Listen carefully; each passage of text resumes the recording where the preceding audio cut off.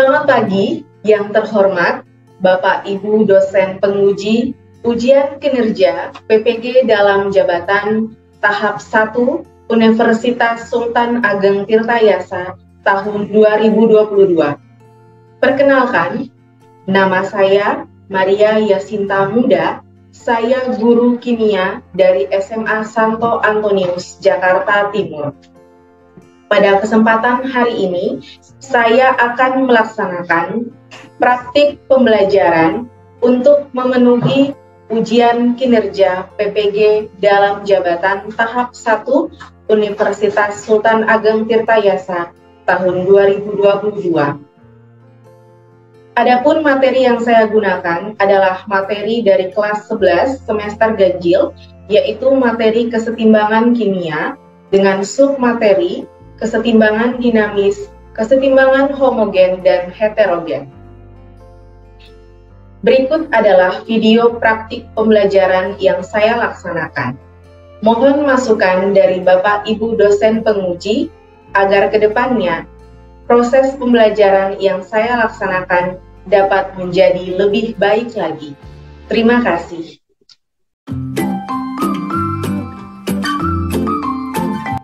Selamat pagi anak-anak ibu semuanya. Selamat pagi. Halo. Pagi Bu. Selamat pagi. Semangat semuanya ya. Ya anak-anak, kembali lagi kita berjumpa di pertemuan kimia, di pelajaran kimia pada pagi hari ini. Hari ini tanggal 6 Oktober 2022 di hari Kamis ya. Kita akan berdoa sebelum belajar. Sekarang Ibu minta satu orang akan memimpin kita dalam doa. Sekarang minta kesediaan dari Claudio aja. Claudio silakan memimpin kita berdoa sebelum belajar. Silakan Claudio.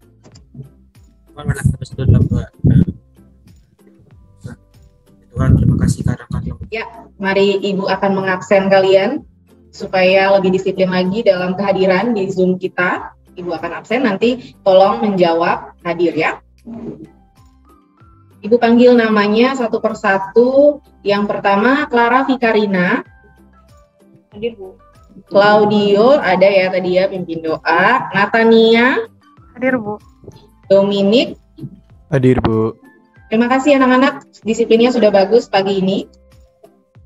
Sekarang Ibu akan kembali menyampaikan tata tertib selama virtual meeting berlangsung ya. Kalian pasti sudah terbiasa ya dengan tata tertibnya, tapi Ibu tetap akan selalu mengingatkan supaya kita bisa melaksanakan proses pembelajaran dengan baik. Yang pertama, siswa hadir pada room meeting tepat waktu. Kalian tadi sudah hadir tepat waktu, mengaktifkan kamera saat proses pembelajaran, ya. Dilarang menghidupkan mikrofon jika tidak diminta oleh guru. Bagi siswa yang ingin bertanya atau menjawab pertanyaan, harap mengaktifkan raise hand-nya. Ada pertanyaan tentang tata tertibnya? Tidak Bu. Tidak, oke. Terima kasih Noel. Sebelum kita mulai pelajaran, ada satu buah video yang mungkin nanti bisa membangkitkan semangat kamu untuk belajar di pagi ini ya. Nah, setelah menyimak video ini, kamu nanti akan menyampaikan apa yang kamu rasakan setelah menyimak video yang Ibu tampilkan. Mohon disimak dengan baik ya. Kalau suaranya tidak terdengar, tolong kasih tahu Ibu.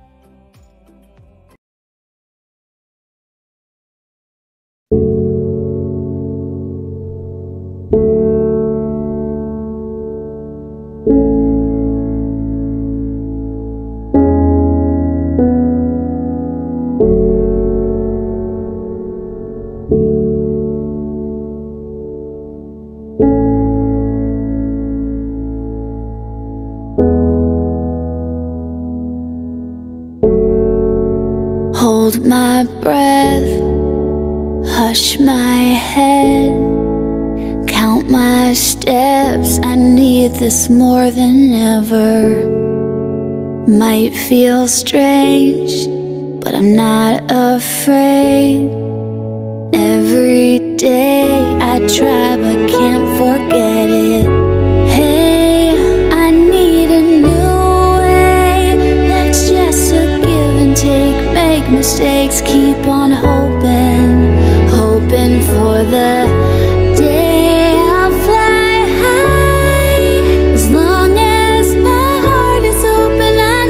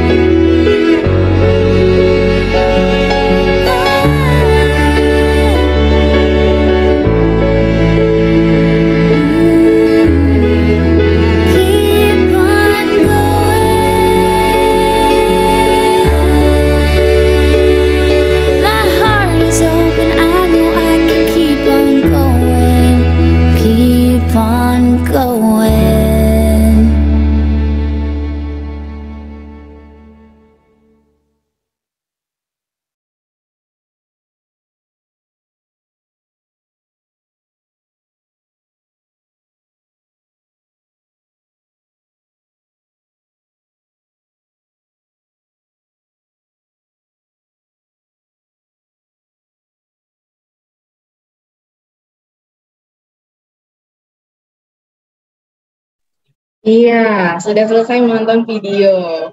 Waduh, sangat mengharukan ya videonya ya. Sekarang anak-anak boleh dong sharing sedikit apa yang kalian rasakan ketika menonton video barusan.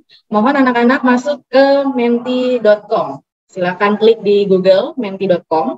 Lalu nanti akan masuk ke kode 39062129. Silakan anak-anak masuk ke mentimeter.com. Lalu masukkan kode 39062129. Kemudian, ketikkan apa yang kamu rasakan setelah menonton video barusan.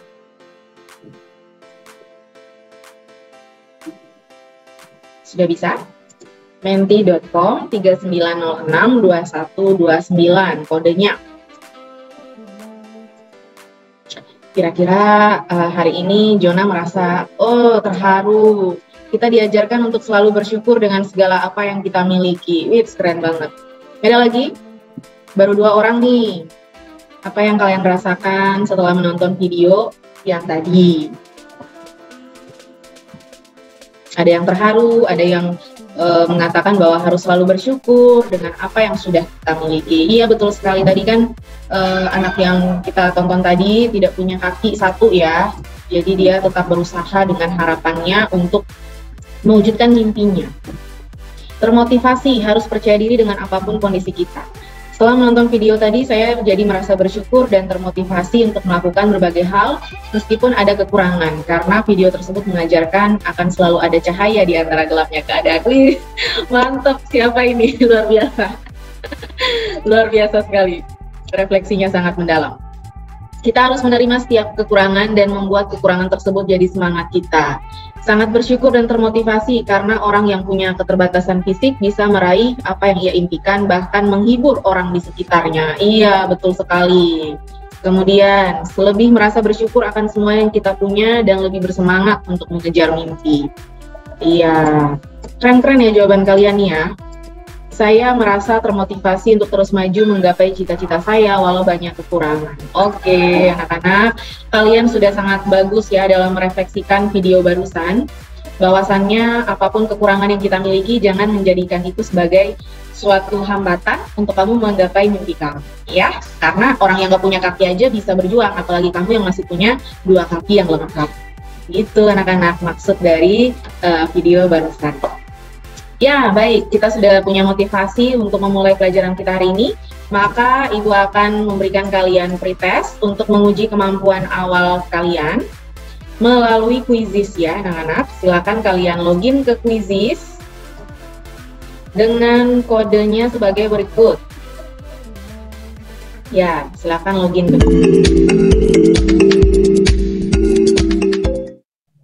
Ibu akan segera memulai pretestnya. Dikerjakan dengan sebaik mungkin, tapi ingat tidak boleh mencontek ataupun bertanya kepada temannya. Selamat mengerjakan pretest.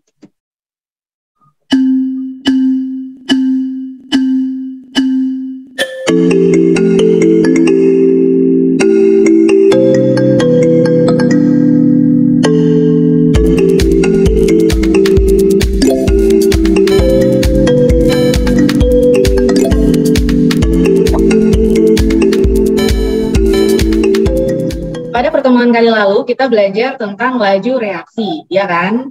Masih ingat tentang laju reaksi? Ada yang masih ingat? Boleh angkat tangan? Saya Ya, Clara, silakan. kemarin tuh laju reaksi kayak belajar tentang kayak dipengaruhi sama banyaknya bereaksi dan hasil, dan kita tuh mencari hasil reaksi atau buka produk tiap satu waktu. Oke, terima kasih Clara. Jadi kemarin itu kita belajar tentang perubahan konsentrasi produk, baik reaktan maupun produk per satu satuan waktu. Terima kasih Clara sudah membantu kita untuk mengingat lagi pelajaran pada pertemuan sebelumnya. Ya, hari ini masuk ke bab berikutnya tentang kesetimbangan kimia. Jadi di bumi kita ini banyak sekali reaksi-reaksinya ya. Salah satunya adalah reaksi kesetimbangan. Reaksi kesetimbangan. Untuk hari ini yang kita bahas adalah 2 poin ini. Kesetimbangan dinamis, kesetimbangan homogen, dan heterogen. Apa sih kesetimbangan dinamis? Apa itu kesetimbangan homogen, heterogen? Nanti kita akan belajar bersama pada hari ini. Kompetensi dasar ya. Kompetensi dasar itu adalah kompetensi yang harus kalian miliki setelah kalian mempelajari materi ini. Setelah mempelajari materi ini, kalian itu diharapkan bisa menjelaskan reaksi kesetimbangan di dalam hubungan antara reaksi dan hasil reaksi. Kemudian, dari aspek keterampilannya, kalian bisa menyajikan hasil pengolahan data untuk menentukan tetapan kesetimbangan suatu reaksi. Kemudian, nanti kalian harus juga mencapai indikator pencapaian kompetensi. Jadi dari kompetensi dasar diturunkan lagi menjadi indikator-indikatornya yang harus kalian capai. Yaitu untuk hari ini ada 3. Kalian mampu menganalisis kesetimbangan dinamis, kalian mampu menganalisis kesetimbangan homogen dan heterogen. Dan nanti kalian akan melakukan presentasi, tentu saja tentang materi tadi. Gitu. Ya. Lalu tujuan pembelajaran itu untuk mencapai indikator-indikator tadi. Gitu. Jadi dari kompetensi dasar diturunkan menjadi indikator. Tujuan pembelajaran kita hari ini, setelah mendengarkan dan mengamati penjelasan dari guru, kalian bisa menganalisis kesetimbangan dinamis dengan rasa ingin tahu dan komunikatif. Kalian juga bisa menganalisis kesetimbangan homogen dan heterogen itu apa. Kemudian nanti kalian bisa berdiskusi dan mempresentasikannya dengan menggunakan bahasa yang baik, ya. Jadi keterampilan kalian dinilai dari situ. Penggunaan bahasa, kemudian menjawab pertanyaan, itu ya yang dibutuhkan dalam proses pembelajaran kita hari ini. Pendekatannya masih menggunakan pendekatan saintifik, jadi ada langkah-langkah saintifik dari kegiatan kalian nanti, dan modelnya adalah problem-based learning, pembelajaran berbasis masalah. Ada masalah yang diberikan kepada kalian, kalian harus menyelesaikan masalah tersebut. Metodenya adalah tanya jawab dan diskusi, dan KKM-nya adalah 75, gitu ya. Langkah-langkah pembelajaran kita hari ini dimulai dengan pendahuluan. Pendahuluan itu adalah nanti ada fenomena atau permasalahan yang harus kamu lihat dan kamu simak. Kemudian kamu nanti akan melakukan identifikasi permasalahan dari fenomena itu. Lalu kalian akan mendiskusikannya dan mempresentasikannya. Nanti di akhir kita akan bersama-sama mengambil kesimpulan dan Ibu akan memberikan informasi penguatan untuk memperkuat pengetahuan kalian tentang materi kita hari ini. Iya. Mari kita mulai dengan materi kita hari ini. Pertama-tama, mohon anak-anak menyimak gambar atau memperhatikan dengan seksama gambar yang Ibu tampilkan ini. Ya, ini gambar apa anak-anak? Timbangan neraca. Timbangan atau neraca. Biasanya ditemukan di mana? Gambar seperti ini kalian biasa lihat di mana? Pernah lihat gambar ini simbol dari apa? Oh ya, Clara di chat tentang keadilan. Nah, betul sekali Clara.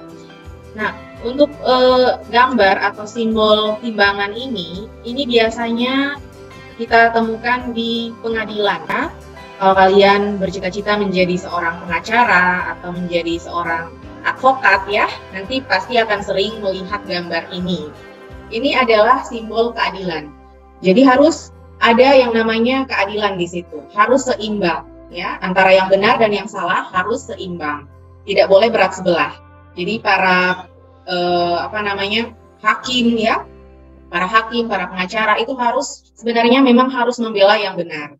Tapi pada kenyataannya memang banyak terjadi praktek-praktek yang tidak baik di luar sana, dan itu memang tidak boleh kalian contoh. Simbol ini berkaitan dengan materi kita hari ini. Ini timbangan ya, timbangan itu kan untuk menghasilkan suatu hasil yang akurat, timbangan itu harus seimbang, ya kan? Menimbang sesuatu itu kan harus seimbang, berat yang kiri harus sama dengan berat yang kanan. Seimbang. Tapi yang kita pelajari hari ini adalah setimbang. Seimbang beda dengan setimbang. Ya, itu dua kata yang berbeda ya. Nah, yang dimaksud dengan setimbang itu seperti ini. Kalian coba lihat video ini.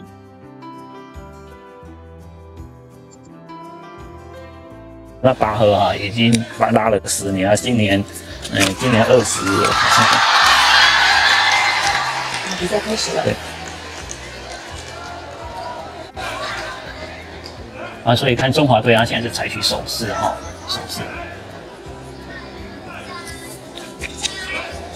是怎么样看是手还是攻？对，因为看他手势，实际上是双方的一个施力点啊。你看现在是只有英国队几乎是往后在退步嘛，哈，往后退啊，然后中华队就是两只脚先撑住，实际上这有时候是在测试对方他的拉力，是这样子。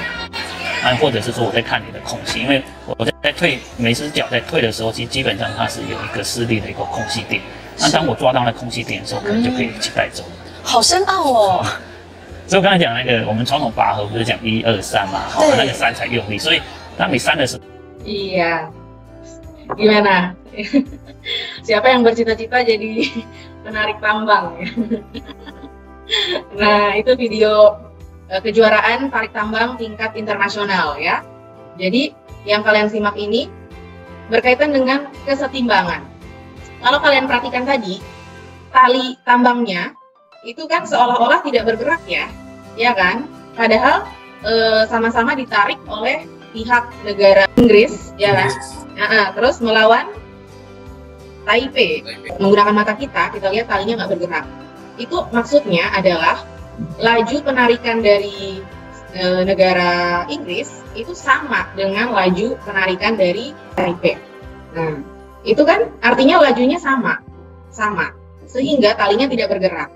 Itulah yang dimaksud dengan kesetimbangan. Jadi laju ke kiri dan ke kanan itu sama. Makanya beda dengan seimbang. Kalau seimbang kan sama berat, ya kan? Nah, kalau setimbang, ini perbedaannya. Kesetimbangan adalah suatu keadaan di mana dua buah keadaan mengalami kesamaan dalam hal besaran. Ya, dalam hal ini adalah lajunya sama.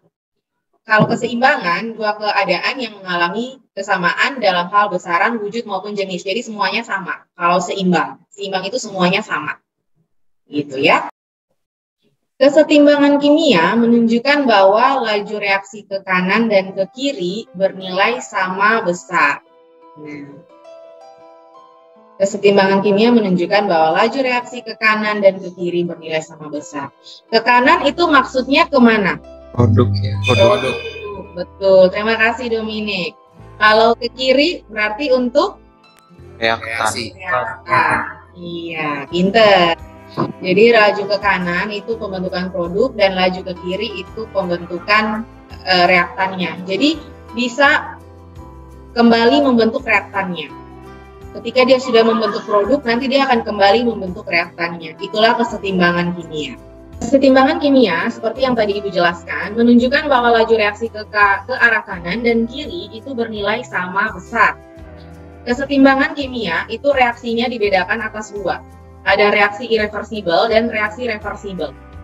Reaksi irreversibel artinya reaksi yang berlangsung satu arah. Satu arah seperti ini maksudnya. A plus B menghasilkan C plus D. Artinya A dan B akan habis membentuk C dan D. Sedangkan kalau reaksi reversibel itu nanti C dan D bisa membentuk kembali A dan B. Ditandai dengan dua tanda panah seperti ini. Kalau reaksi satu arah itu tanda panahnya cuma satu. Kalau reaksi dua arah itu tanda panahnya ada dua. Ya.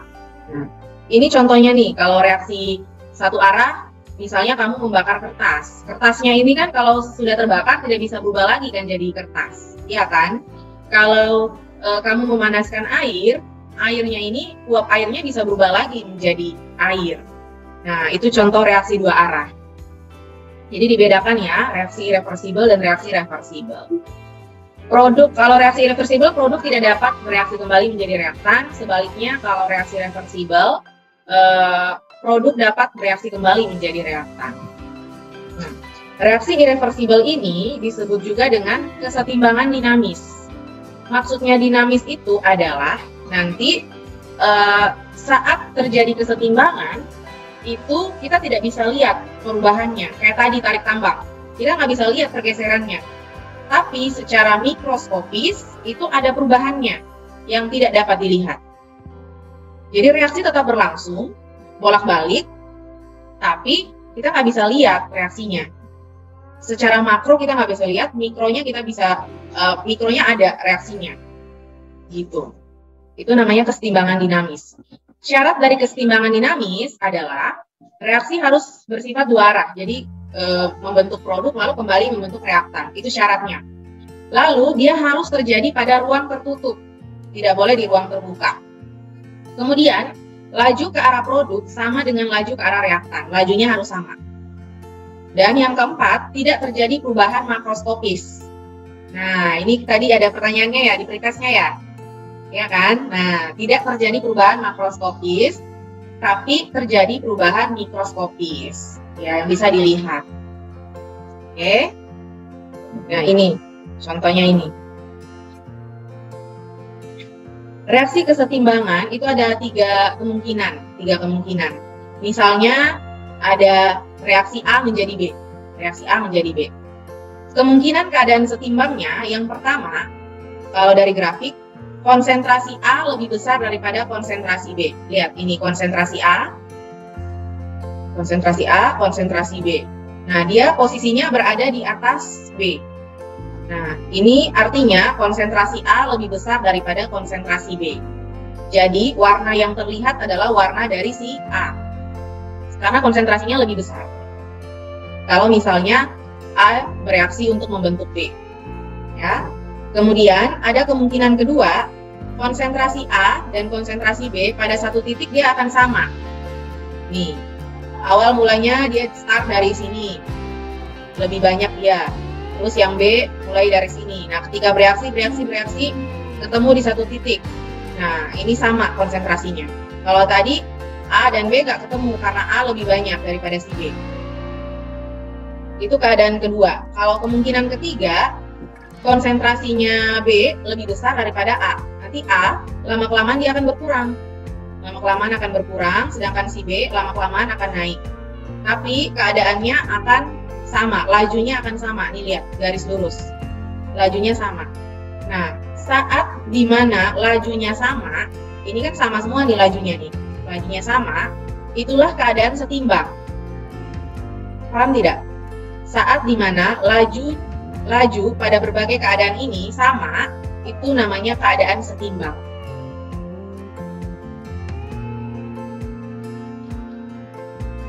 Kelompok 1 ada Clara dan Natania.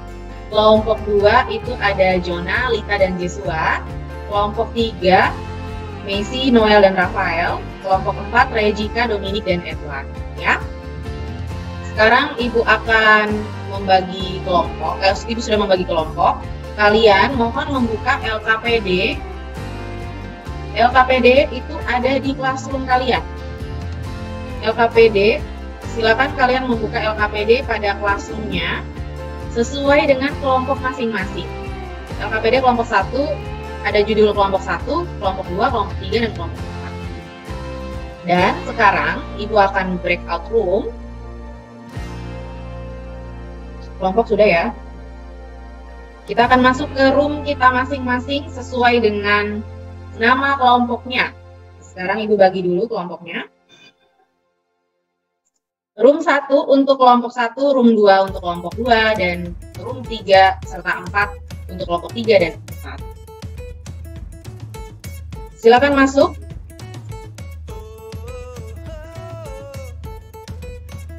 Selamat pagi kelompok 1. Pagi Bu. Ya, kelompok 1 bagaimana diskusinya, sudah sampai mana? Bagi-bagi tugas Bu. Bagi-bagi tugas. Oke, silakan Ya, bagi tugas. Ibu mau lihat pembagian tugasnya seperti apa. Nomor 7 cara. Nomor 5 tuh batalnya. Nah, merumuskan masalah yang 1, 4 sama 9 saya. Dari bacaan ini, kamu akan menemukan permasalahannya. Permasalahan apa yang bisa kalian kaji pada bacaan tadi, rumuskan ke dalam suatu kalimat tanya. Jadi dipakai kalimat tanya ya, jangan menggunakan kalimat biasa. Lalu dari situ kalian akan mengumpulkan informasi zat yang diperlukan dalam fotosintesis itu apa aja. Nah, dimasukin ke sini. Lalu zat yang dihasilkan dari proses fotosintesis apa, yang diperlukan apa, yang dihasilkan apa, dibedakan. Ya. Kemudian masuk ke slide berikutnya. Apakah reaksi fotosintesis termasuk ke dalam reaksi dua arah atau satu arah? Yang tadi udah jelasin, kalau satu arah kan produknya tidak bisa kembali jadi reaktan. Kalau dua arah, produknya bisa kembali jadi reaktan. Kalau fotosintesis gimana? Bisa nggak? Ya, itu kamu diskusinya itu. Lalu Ini cuman 3 halaman doang kan ya? 4 halaman yang harus Sama tiga semaksimal. Oke. Kalian masih ngerjain yang ini ya? Gue coba ini yang ke-9 lah. Isi yang ke-9.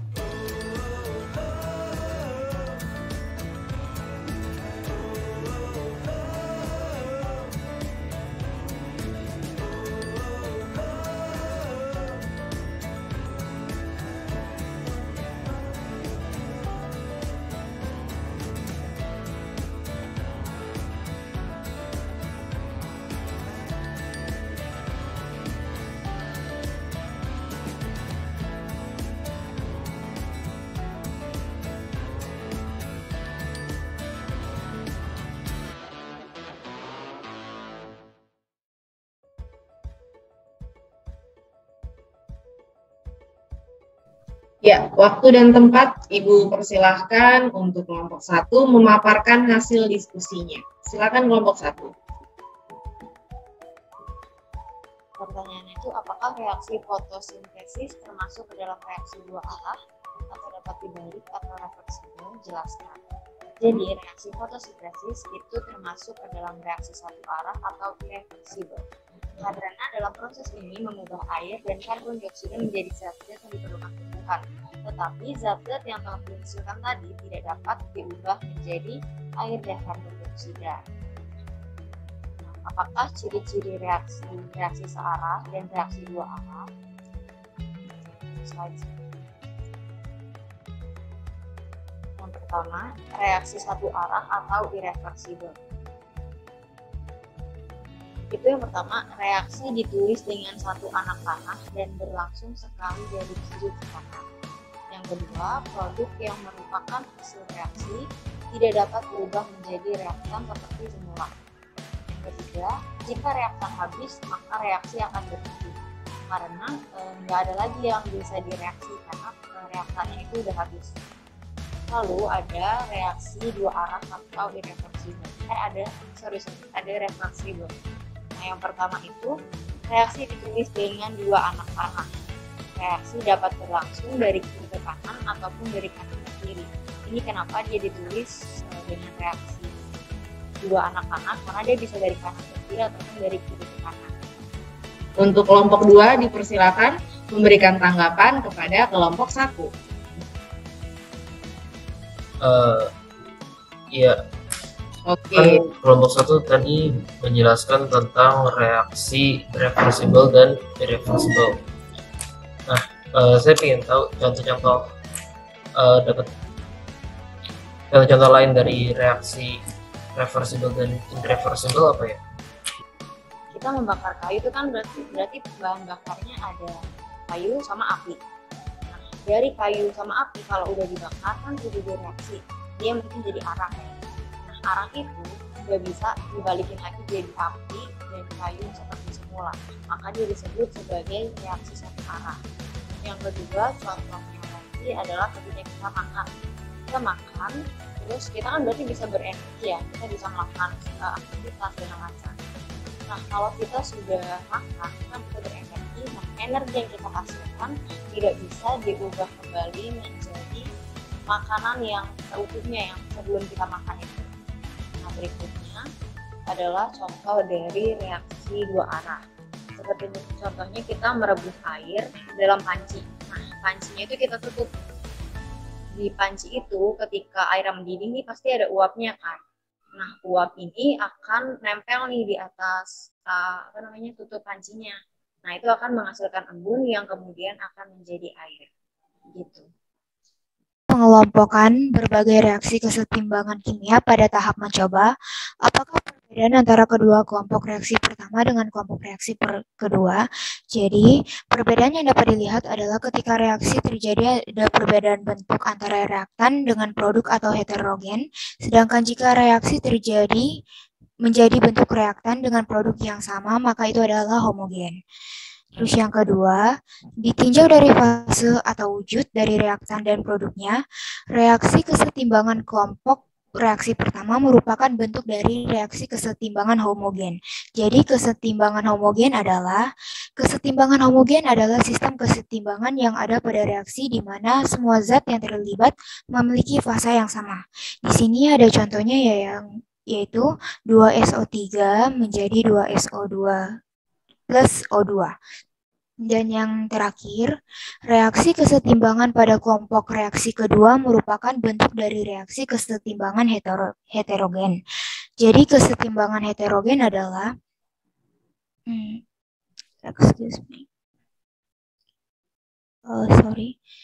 kesetimbangan heterogen adalah di mana reaksi fasa dari zat-zat yang terlibat dalam reaksi tersebut berbeda.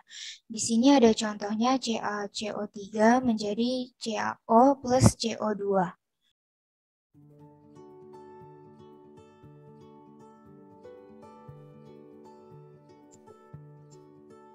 Jadi anak-anak, reaksi kesetimbangan tadi sudah kita kategorikan berdasarkan dua jenis ya, reaksi reversibel dan reaksi irreversibel.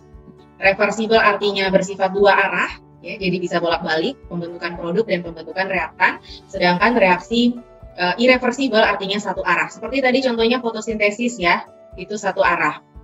Kemudian reaksi pembakaran itu juga satu arah.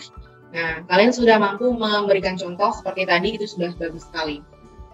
Selanjutnya kita masuk kepada kesimpulannya. Kesimpulan kita pada hari ini, Ibu rasa kalian sudah mampu menjawab ya berbagai pertanyaan tadi dengan baik dan juga sudah mampu menyelesaikan LKPD dengan baik ya. Tadi sudah anak-anak sudah menyampaikan kesimpulannya. Sekarang kita masuk kepada refleksi. Bagaimana pengetahuan apa yang sudah kalian peroleh selama mengikuti pelajaran kita pada hari ini? Sekarang Ibu bertanya dulu kepada Jona. Jona, hari ini ilmu apa yang Jona peroleh? Yang pertama itu mengetahui jenis-jenis kesetimbangan, yaitu yang pertama ada kesetimbangan homogen dan kesetimbangan heterogen. Terus ada dua sifat dari kesetimbangan, yang pertama itu reversibel dan yang kedua irreversibel. Ya, baik. Terima kasih, Jona. Sekarang Ibu mau dengar pendapatnya Lita hari ini. Perasaannya seperti apa ketika selesai mengikuti pelajaran, ilmu apa yang Lita dapat? Silakan di-sharingkan kepada kita semua. Oke, terima kasih, Bu. Lita suaranya belum terdengar, sayang. Oh ya, sudah. Ya, oke. Perasaan saya hari ini senang karena mendapatkan ilmu baru. Nah, kemudian saya juga sudah mengerti tentang laju reaksi, tentang heterogen dan homogen, dan yang lainnya. Ya, baik anak-anak, Ibu rasa sudah cukup ya apa yang sudah kita pelajari hari ini. Dengan begitu, sekarang kita akan menguji kemampuan akhir kalian. Kira-kira sudah pada pinter belum ya? Sekarang kita post test lagi ya. Kembali ke quizzes. Pertanyaannya sama seperti pretest tadi ya.